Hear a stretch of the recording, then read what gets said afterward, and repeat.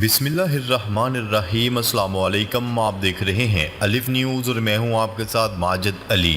شامل کرتے ہیں پاکستان اور دنیا بھر سے ون لائن ہیڈ لائن۔ غاصب صہیونی حکومت کے میڈیا نے شام کے مقبوضہ جولان کے علاقے میں حزب اللہ لبنان کے جوابی میزائل حملے میں 2 صہیونی فوجیوں کی ہلاکت کی تصدیق کر دی۔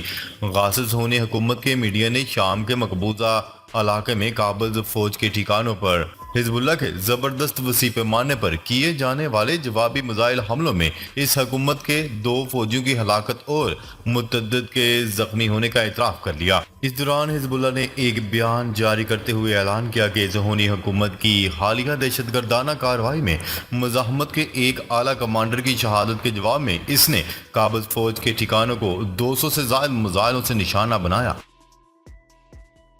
حزب اللہ کی جانب سے کارروائی کے بعد اسرائیلی وزیر اعظم کا رد عمل سامنے آ گیا۔ حزب اللہ کی جانب سے اسرائیل پر کیے جانے والے راکٹ حملوں کے بعد وزیر اعظم نیتن یاہو کا بھی دھمکی امیز رد عمل سامنے آیا ہے۔ گزشتہ روز اسرائیلی وزیر اعظم نیتن یاہو نے تل ابیب میں وزارت دفاع میں فضائیہ کے آپریشنز ہیڈ کوارٹر کے دورے کے دوران گفتگو کرتے ہوئے کہا ہے کہ جو حزب اللہ ہمیں نقصان پہنچائے گا تو اس کا خون رائے گا جائے گا۔ ہم شمال میں سیکیورٹی بحال کرنے کے لیے پرعزم ہے۔ واضح ہے کہ لبنان کی عسکری تنظیم حزب اللہ نے ایک روز قبل اپنے سینئر کمانڈر کی ہلاکت کا بدلہ لینے کے لیے اسرائیل کے مختلف علاقوں میں 200 سے زائد راکٹ فائر کیے تھے۔ شنگھائی تعاون تنظیم کا اگلا سربراہی اجلاس پاکستان میں ہوگا۔ ایک ایسے وقت میں شنگھائی تعاون تنظیم کے رہنماؤں نے آستانہ میں ہونے والے اجلاس کے دوران موجودہ عالمی نظام کو چیلنج کرنے کے لیے آواز اٹھائی ہے۔ پاکستان نے واضح کیا ہے کہ وہ کسی بھی بلاک کی سیاست کا حصہ نہیں بنے گا۔ بھارت چین وزیر خارجہ کے مابین سرحدی تنازع پر تبادلہ خیال۔ آستانہ میں ہونے والے شنگھائی تعاون تنظیم کے سربراہی اجلاس میں روس اور چین کے رہنماؤں نے زیادہ منصفانہ اور شفاف عالمی نظام کا مطالبہ کیا۔ اس حوالے سے اسلام آباد میں دفتر خارجہ نے اپنے ایک بیان میں اس تاثر کو مسترد کرنے کی کوشش کی ہے کہ پاکستان کسی بھی بلاک کا حصہ بننے کے لیے اس سیکیورٹی کلب میں شامل ہوا ہے۔ اسرائیلی وزیر دفاع کا کہنا ہے کہ حماس سے قیدیوں کی رہائی کا معاہدہ پہلے سے کہیں زیادہ قریب ہے۔ اسرائیلی خبرساں ادارے کی رپورٹ کے مطابق اسرائیلی وزیر دفاع نے غزہ کی پٹی میں قید اسیروں کے خاندانوں کے ایک گروپ کو بتایا کہ ان کے پیاروں کی واپسی کا معاہدہ پہلے سے کہیں زیادہ قریب ہے۔ ان کا یہ تبصرہ اسرائیل اور حماس کے درمیان ممکنہ جنگ بندی معاہدے کے لیے نئی کوششوں کے درمیان آیا ہے۔ اس سے قبل آج حماس نے کہا کہ اس نے مصری اور قطری مذاکرات کاروں کے سامنے نئی تجاویز رکھی ہیں جو اسرائیل کو پیش کی گئی ہیں۔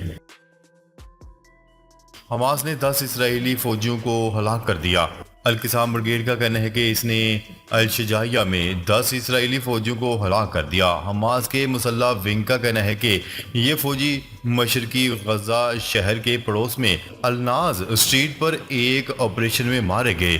ٹیلی گرام پر اپنے ایک بیان میں گروپ کا کہنا ہے کہ جنگجوؤں نے اسرائیلی فوجیوں کے زیر قبضہ عمارت کو ٹی جی ٹی راکٹ سے نشانہ بنایا، اس سے پہلے کہ عمارت میں داخل ہو کر باقی فوجیوں کو دور ہی سے ہلاک کر دیا گیا۔ بیان میں مزید کہا گیا ہے کہ انخلا کے دوران انہوں نے عمارت کے اندر ایک دھماکہ خیز مواد سے دھماکہ کیا اور پھر ہیلی کاپٹروں نے ہلاک اور زخمی فوجیوں کو نکالنے کے لیے مداخلت کی۔ گروپ نے یہ بھی کہا ہے کہ اس کے جنگجوؤں نے اسرائیل کے مرکبہ 4 ٹینکوں کو الیاسین 105 راکٹوں سے نشانہ بنایا۔ برطانیہ کے نئے وزیر اعظم کیئر سٹارمر کا کہنا ہے کہ انہوں نے ملک میں حکومت بنانے کی دعوت قبول کر لی ہے۔ برطانوی وزیر اعظم کی رہائش گاہ کے باہر صحافیوں سے بات کرتے ہوئے کیئر سٹارمر نے کہا ہے کہ وہ ابھی شاہی محل سے واپس آئے ہیں اور انہوں نے بادشاہ چارلس کی جانب سے ملک میں حکومت بنانے کی دعوت قبول کر لی۔ برطانوی وزیر اعظم کیئر سٹارمر نے کہا ہے کہ ہمیں آگے بڑھنے کی ضرورت ہے۔ ہمارے ملک نے تبدیلی اور قومی تجدید کے لیے فیصلہ کن ووٹ دیا ہے۔ برطانوی وزیر اعظم کا مزید کہنا تھا کہ دنیا کو سنگین چیلنجز کا سامنا ہے، برطانیہ کو ایک بار پھر رہنمائی کرنے والا ملک بنائیں گے۔ برطانیہ کے عام انتخابات میں کنزرویٹو پارٹی کو بدترین شکست کے بعد رشی سونک نے وزیر اعظم کے عہدے سے استعفی دے دیا اور ساتھ ہی پارٹی کے عہدے سے بھی مستعفی ہونے کا اعلان کر دیا۔ برطانیہ میں کنزرویٹو کا 14 سالہ دور ختم ہو گیا، جہاں قبل از وقت ہونے والے عام انتخابات میں لیبر پارٹی نے فتح حاصل کر لی ہے، جس کے بعد سر کیئر سٹارمر نئے وزیر اعظم بن گئے ہیں۔ برطانیہ میں عام انتخابات میں ووٹوں کی گنتی جاری ہے، جہاں 650 میں سے 478 نشستوں کے نتائج سامنے آ چکے ہیں اور لیبر پارٹی نے اب تک 412 نشستیں حاصل کر لی ہیں۔ کینیڈا کی پہلی مرتبہ خاتون فوجی افسر چیف آف ڈیفنس اسٹاف تعینات۔ کینیڈا میں پہلی مرتبہ کسی خاتون فوجی افسر کو چیف آف ڈیفنس اسٹاف تعینات کر دیا گیا۔ غیر ملکی خبرساز ادارے کی رپورٹ کے مطابق کینیڈا کے وزیر اعظم جسٹن ٹروڈو نے جینی کریگنن کو چیف آف ڈیفنس اسٹاف مقرر کیا ہے، جو 18 جولائی کو اپنا عہدہ سنبھال لیں گی۔ اسرائیل نے غزہ کے 26% حصے پر قبضے کا دعویٰ کر دیا۔ غزہ کی پٹی میں تقریباً 9 ماہ تک جاری رہنے والی جنگ کے بعد ایک اسرائیلی تحقیقات میں انکشاف ہوا ہے کہ اسرائیلی فوج نے محصور پٹی کے 26% علاقے پر قبضہ کر لیا۔ یہ تحقیقات اسرائیلی ہارٹیز میں شائع ہوئی ہے۔ عسکری ذرائع سے حاصل سیٹلائٹ کی تصاویر سے ظاہر ہوتا ہے کہ اسرائیلی فوج نے جن مقامات پر قبضہ کیے ہیں وہاں اس کی فوجی سرگرمیاں جاری ہیں۔ اڈے قائم کرنے، انفراسٹرکچر کی تعمیر اور سڑکیں بنانے کے کام بھی کیے جا رہے ہیں۔ جنگ کی پیش رفت سے واقف اسرائیلی فوج کے ایک سینئر افسر نے بتایا ہے کہ غزہ کے وسط میں زمین پر قبضہ کرنا پٹی پر قبضہ جاری رکھنے کی کوشش ہے۔ اسرائیلی یہودی بستیوں کی تعمیر کے خلاف ایک سرگرم گروپ کا کہنا ہے کہ اسرائیلی حکومت نے مغربی کنارے میں قائم یہودی بستیوں میں 5300 نئے گھر بنانے کی منظوری دی ہے تاکہ ان میں نئے یہودی آباد کاروں کو لا کر بسایا جا سکے۔ گروپ کے مطابق یہ منظوری اس منصوبے کا حصہ ہے جس کے تحت یہودی بستیوں کی تعمیر کو تیز کرنا مقصود ہے۔ یہودی بستیوں کی تعمیر کے خلاف کام کرنے والے گروپ نے اس امر کا اظہار جمعرات کے روز کیا ہے۔ جنگ بندی مذاکرات، اسرائیل نے وفد بھیج دیا، 3 ہفتوں میں معاہدے کا امکان۔ حماس کی جانب سے غزہ کی پٹی میں جنگ بندی کے حوالے سے اپنا رد عمل 700 تک پہنچانے کے اعلان کے بعد امید کی لہر دوڑ گئی ہے۔ جمعے کو اسرائیلی وزیر اعظم نیتن یاہو سے دفتر نے تحریک حماس کی تجاویز پر تبادلہ خیال کے لیے سیکیورٹی کابینہ کے اجلاس کا انعقاد کیا۔ اس کے بعد نیتن یاہو نے قیدیوں کے تبادلے کے معاہدے پر تفصیلی بات چیت شروع کرنے کے لیے ایک وفد بھیجنے سے بھی آگاہ کر دیا۔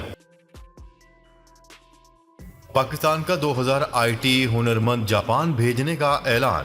وفاقی وزیر سمندر پار پاکستانیز اور ترقی انسانی وسائل چوہدری صالح حسین کا کہنا ہے کہ حکومت 2000 آئی ٹی ہنرمندوں کو جلد جاپان بھیج رہی ہے۔ ان خیالات کا اظہار انہوں نے جمعے کو میڈیا سے بات چیت کے دوران کیا۔ وفاقی وزیر نے کہا کہ اوورسیز پاکستانیز ملک پاکستان کے سفیر ہیں اور بیرون ملک پاکستانیوں کے مسئلے حل کرنے کی کوششیں کر رہے ہیں۔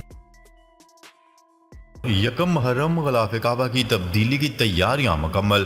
سعودی حکومت نے یکم محرم 1446 ہجری کو غلاف کعبہ کی تبدیلی کی تمام تیاریاں مکمل کر لی ہیں۔ غلاف کعبہ کی تبدیلی کا کام 159 تکنیکی ماہرین اور کاریگروں کے ذریعے انجام پاتا ہے۔ ہر سال پرانے غلاف کعبہ کو جن سنہرے ٹکڑوں سے باندھا جاتا ہے ان سے ہٹا کر اس کی جگہ نئے غلاف کو مکمل طور پر کعبہ شریف پر لگانے کے عمل میں 3 سے 4 گھنٹے لگتے ہیں۔ سرکاری خبرساز ادارے کی رپورٹ کے مطابق کنگ عبدالعزیز کسووا کمپلیکس میں خانہ کعبہ کے غلاف کی تیاری پر 200 سے زائد افراد کام کرتے ہیں۔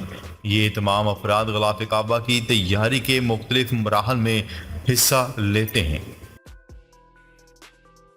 وفاقی حکومت نے صوبوں کی درخواست مسترد کر دی۔ ذرائع کے مطابق محرم میں سوشل میڈیا اپلیکیشن بند نہ کرنے کا فیصلہ کیا گیا ہے۔ حکومت نے محرم الحرام کے دوران سوشل میڈیا کی بندش کے حوالے سے صوبوں کی درخواست مسترد کر دی۔ ذرائع کے مطابق وفاقی حکومت نے کہا کہ فیس بک، ٹک ٹاک، واٹس ایپ سمیت دیگر سوشل میڈیا اپلیکیشن بند نہیں ہوگی۔ پاکستان تحریک انصاف کے بانی اور سابق وزیر اعظم عمران خان نے پارٹی رہنماؤں سے ملاقات نہ ہونے پر بھوک ہڑتال پر جانے کی دھمکی دے دی۔ نیوز رپورٹ کے مطابق اڈیالہ جیل میں صحافیوں سے غیر رسمی گفتگو کے دوران انہوں نے بتایا ہے کہ کل پارٹی رہنماؤں کو بلایا تھا، انہوں نے ملنے نہیں دیا۔ ملاقات کے لیے آئی ان کی ٹیم 3 گھنٹے تک اڈیالہ جیل کے باہر اور وہ اندر ان کا انتظار کرتے رہے۔ ذرائع کے مطابق عمران خان کا کہنا تھا کہ سپرنٹینڈنٹ نے جیل میں بیٹھے فوجی افسران کے منع کرنے پر ان کی ملاقات نہیں کروائی۔ ناظرین، اب تک کے لیے اتنا ہی۔ مزید خبریں لے کر بہت جلد آپ کی خدمت میں حاضر ہوں گے، تب تک کے لیے اپنا خیال رکھیے گا۔ اللہ نگہبان۔